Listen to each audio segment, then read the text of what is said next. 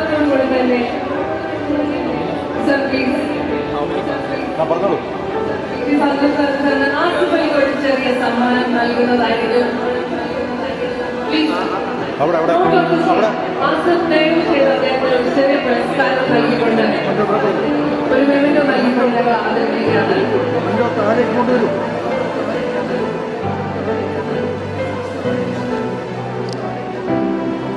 അല്ലല്ല